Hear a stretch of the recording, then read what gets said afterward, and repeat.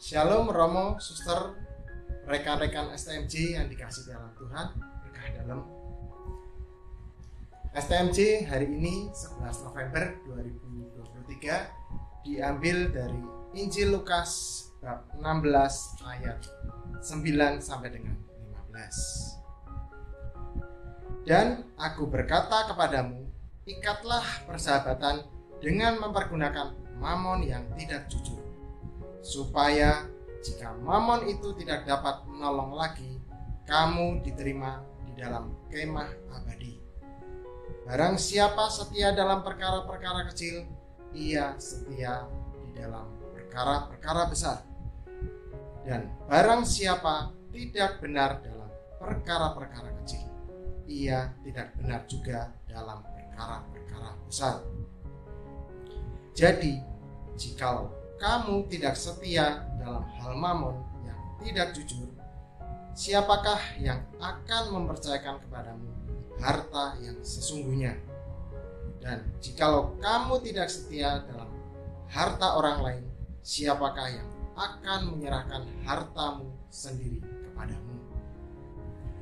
Seorang hamba tidak dapat mengabdi kepada dua tuan, karena jika dengan demikian ia akan membenci yang seorang dan mengasihi yang lain, atau ia akan setia kepada yang seorang dan tidak mengindahkan yang lain. Kamu tidak dapat mengabdi kepada Allah dan kepada Mammon. Semuanya itu didengar oleh orang-orang Farisi, hamba-hamba orang itu, dan mereka mencemooh dia. Lalu ia berkata kepada mereka, kamu membenarkan diri di hadapan orang, tetapi Allah mengetahui hatimu, sebab apa yang dikagumi manusia dibenci oleh Allah. Saat hendak mengikuti CAP tahun ini, saya sempat berunding dengan istri untuk mendapatkan persetujuan, karena CAP berjalan selama 3 bulan, Sabtu, Minggu, kadang juga Kamis ataupun Jumat. Awalnya saya hendak mengajak istri, tetapi kayaknya tidak mungkin karena harus ada yang di rumah untuk mengurus rumah dan juga toko. Tentunya anak-anak di sini juga harus diperhatikan. Akhirnya dibuat kesepakatan, saya berserta Javas, anak pertama saya, untuk mengikuti CAP dengan harapan tahun depan jika dimungkinkan ada CAP, istri saya dan Kenzi, anak dua saya, gantian ikut CAP. Pada awalnya saya ragu untuk mengajak Javas karena dalam benak pikiran saya tentu mungkin seusia dia akan boring, bosan. Benar sekali, pada awal-awal dia sempat tertidur, tetapi berikutnya ketika saya motivasi, juga teman-teman juga menyemangati, akhirnya dan diminta oleh panitia untuk mengiringi musik, bermain keyboard di waktu awal maupun akhir pengajaran CAP di sesi pujian. Dia begitu bersemangat, puji Tuhan. Di lain pihak saya sendiri, saya kadang mengalami kecemasan, ya Bapak Ibu, soalnya toko bengkel saya tinggal, saya khawatir. Kadang juga istri bukanya setengah hari karena harus jemput les, antar les. Kemudian kalau di hari Minggu atau Sabtu malam ada latihan kor atau rapat, kemudian harus mengantar anak latihan misdinar dan sebagainya. Tentu kesibukan itu tentu saja akan bertabrakan dengan hal pekerjaan, tetapi saya berdoa kepada Roh Kudus supaya Ia menguatkan saya agar saya dapat mengikuti CAP dengan tuntas. Dan suatu ketika istri saya bercerita ketika ada konsumen hendak mengganti ban karena waktu yang terbatas, jadi sempat gagal. Akhirnya ya saya menanggapinya dengan cukup santai aja.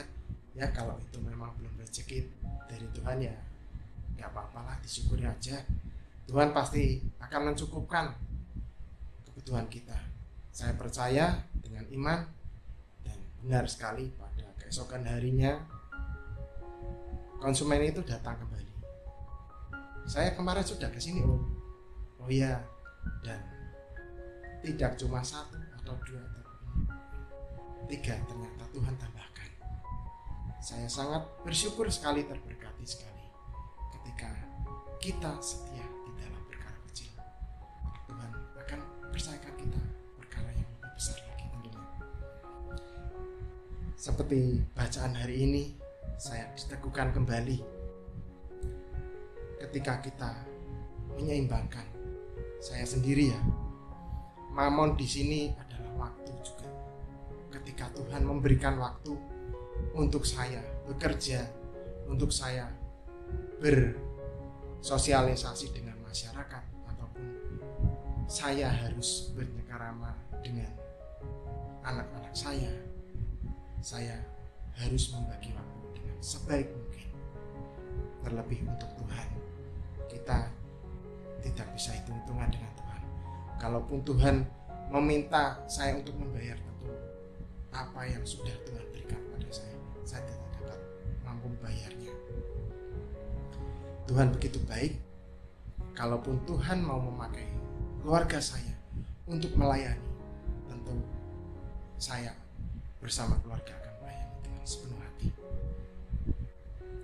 Seperti di sini juga dikisahkan bahwa kita harus jujur. Saya teringat akan nasihat almarhum mama mertua saya, Yusuf, kamu harus jujur. Jujur di dalam pekerjaan, jujur di dalam keluarga, jujur di dalam pelayanan, terlebih jujur terhadap Tuhan di dalam doa. Apapun yang ada dalam pikiran kita, hati kita, Tuhan mengetahuinya. Dan melalui mulut kita berkatakanlah kepada Tuhan, mintalah pada Tuhan, ngomong yang jujur pada Tuhan. Tuhan, aku butuh ini. Tuhan, aku kok begini. Tuhan, aku butuh ini. Tuhan pasti akan mengabulkan doa kita.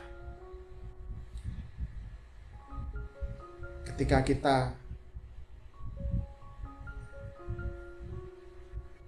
mempergunakan mamon yang tidak jujur, ketika mamon itu tidak dapat menolong lagi, kita akan diterima di dalam kemah abadi. Tuhan menjanjikan sesuatu yang indah di sini ya, Bapak Ibu Saudara-saudari yang dirahmati Tuhan. Kemah abadi. Ada sesuatu kenyamanan tentu, hidup kekal, damai bersama Tuhan. Bukan hanya sukacita kegembiraan dunia, tetapi sukacita surga boleh kita alami. Terima kasih.